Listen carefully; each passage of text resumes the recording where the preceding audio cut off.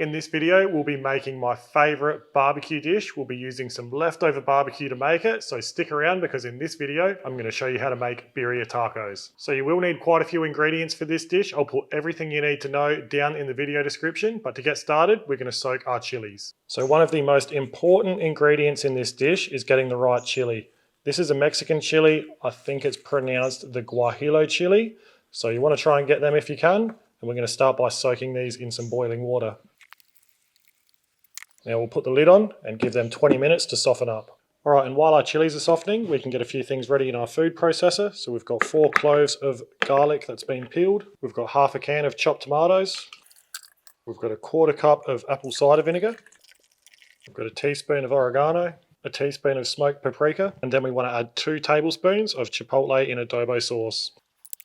And now we just need to wait for our chilies to finish softening, then we'll add it to that mix and blend it up into a smooth paste. Alright, so our chilies have been soaking for 20 minutes. So we'll get them out and we'll cut the stems off. Then we want to de-seed them. Then we can add them in with our other ingredients, put our lid on, then blend it all up. Alright, and now we want to transfer our paste into a foil tray. Then we want to add about 750 ml of chicken stock.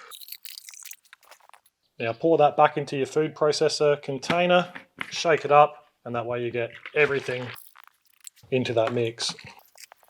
Then we've got 1 roughly chopped brown onion, 1 cinnamon quill, we've got 3 dried bay leaves, 6 cloves. Then we can add our leftover meat. Now traditionally, goat is the main protein for birria tacos, but we're going to be using some leftover brisket. It's still going to be absolutely amazing. Before we add our meat in, we're going to give this mix a nice good stir.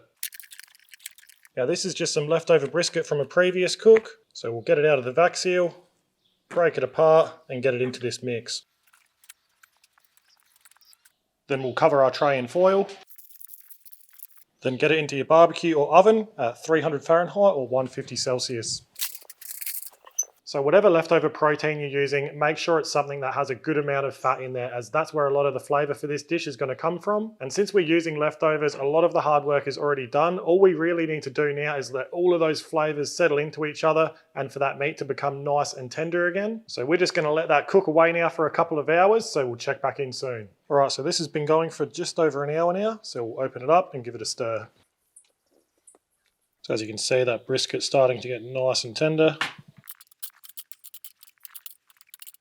And the smell coming out of that is amazing, so we'll wrap it up and let it keep going.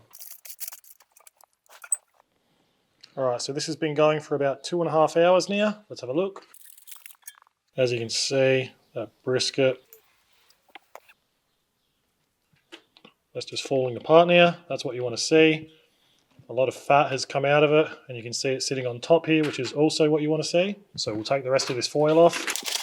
We'll put some gloves on, and now we want to strain that beautiful liquid. Alright, so we've got 2 trays ready, one for the liquid and one for the meat. So we'll go ahead and strain this liquid. And now we want to work on getting that meat out. I've chucked some food safe gloves on, so let's get into it. Now you want to make sure you don't get any of those cloves in there. They'll leave a nasty taste in your mouth if you bite into one of them. We just want the meat. We don't want, like I said, any of the cloves. We don't want the cinnamon quill, we don't want the bay leaves in there, just the meat.